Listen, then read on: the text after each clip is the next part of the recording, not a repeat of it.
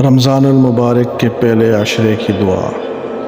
رب اغفر وارحم وانت خیر الراحمین۔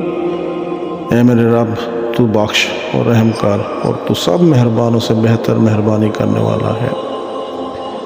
رمضان المبارک کے دوسرے عشرے کی دعا۔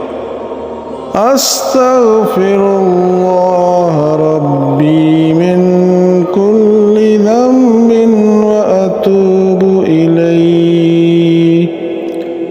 میں اپنے رب سے تمام گناہوں کی معافی مانگتا ہوں اور اس کے سامنے توبہ کرتا ہوں۔ رمضان المبارک کے تیسرے عشرے کی دعا۔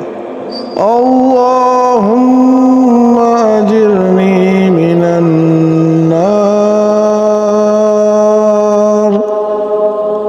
اے میرے اللہ، مجھے آگ یعنی جہنم سے بچا۔